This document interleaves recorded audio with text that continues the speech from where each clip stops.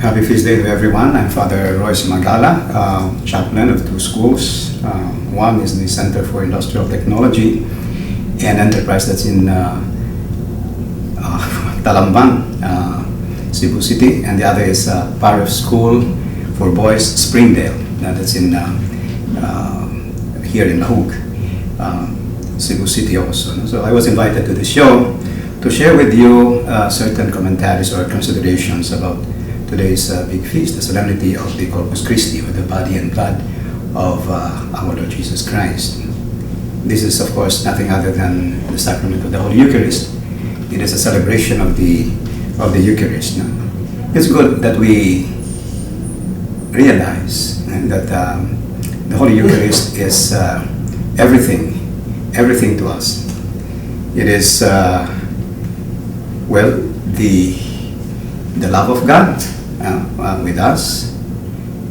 It is our Lord remaining with us, offering Himself, not only in a very spiritual way, but even bodily, in the sense that He offers Himself as food for our journey here on earth. And so that's something that we have to realize very, very deeply. So this is a tremendous, if not we can say, supreme act of love of our Lord.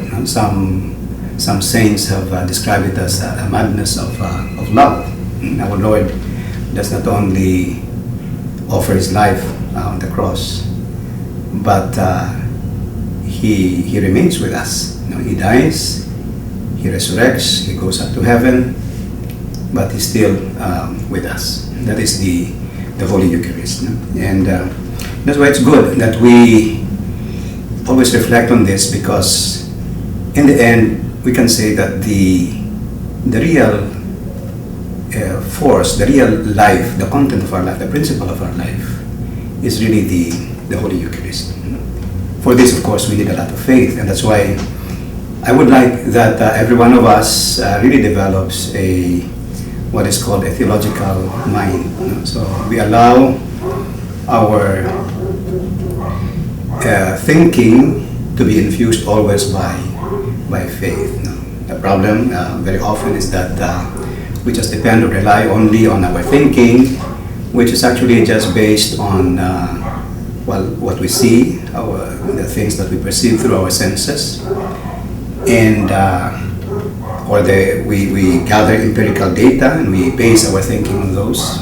Of course, that's part of reality, but the real core of reality is God Himself. He's the author, and therefore what He says, what He reveals to us, should be the principle, the guide, the criterion to guide our thinking. And this is especially so when we're dealing with very supernatural realities like the sacrament of the Holy Eucharist. Imagine you have a bread and you have a cup of wine, and we are told that is Jesus Christ. That's the body and blood of Christ. He does not say, this is a symbol, this is a sign of my body, but He says, this is my body. This is the cup. Now the New Translation says, chalice of my blood. So it is Christ, Christ who is the second person of the Blessed Trinity, who became man, to be with us, to redeem us. We have to remember that of course we as men were created by God. The first creation in Adam and Eve was such that we were given everything. We're supposed to be image and likeness of God. We are children of God. But sad to say, we do not know how to handle the gifts that our Lord has given us, especially our freedom. Freedom, which is supposed to be a power for us to love God, but instead we can use it to go against God. And so our Lord had to come again to sort of show us the way how to handle our freedom. So it's also because we as image and likeness of God, we have been created by God without us. That's what St. Augustine said. God created us without us. But He cannot save us. He cannot complete our creation also without us. We have to correspond to the will of God. And we have to correspond to the will of God, not simply on our own, but also through God. And that's why God had to come. He sent His Son to show us the way. And of course, He also showed us how to handle precisely those good things, those gifts that our Lord had given us, making us to be His image and likeness, to be children of His. So it's a tremendous thing what we have in the Holy Eucharist. So if you can just, reflect on this, I'm sure that even with the least level or degree of good disposition, we can already get a lot. We can be filled with nice, at least feelings and desires, to correspond to that love. Because our tendency is when we're given love, we also tend to correspond with love. And there's such a saying that love is repaid with love. So if you're in a situation where there is no love, people are fighting, quarreling. So you don't worsen that situation by also quarreling or wrangling with each other. But you show love because what you sow is what also you will reap. If you sow love, you will also harvest love. And that's why if we meditate, if we become very aware, keenly aware of the tremendous love our Lord has for us, especially summarized or contained in the Holy Eucharist, we cannot help but really correspond. We be filled with love. And that's why I always insist that when we try to develop this theological thinking, so faith very, very important. And from faith, of course, we develop other things, like our piety, to sustain the faith, to make the faith grow. So we need a functioning, a working piety, not just a formalistic piety, a piety that is good only in appearance, in the external things, but a real piety that is vibrating from inside. It's a living and a working piety. So it's a direct contact with our Lord. Our Lord is always with us. Is always with us. If we have faith, we can see Him. We can even touch Him. We can feel Him wherever we are.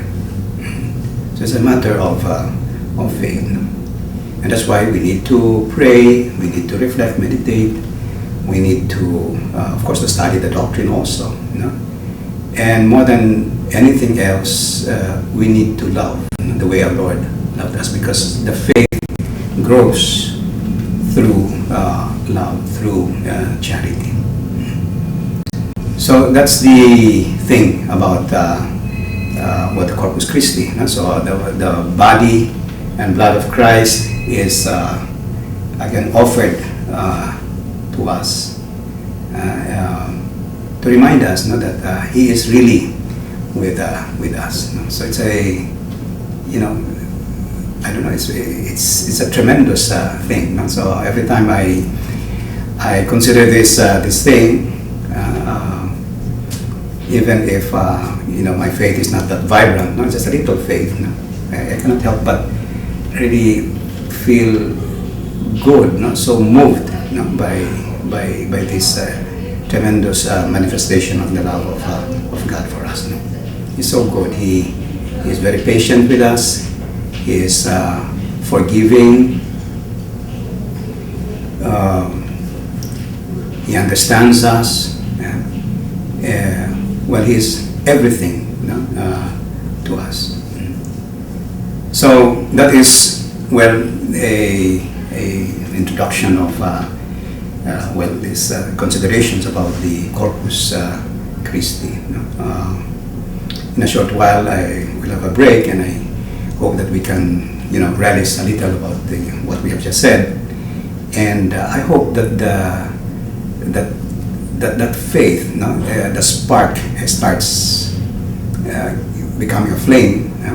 We try to fan, no, that flame, no, that spark into a flame, so that it becomes a real thing, no, something that will really convince us that well, we are really with our Lord in the Holy Eucharist. No?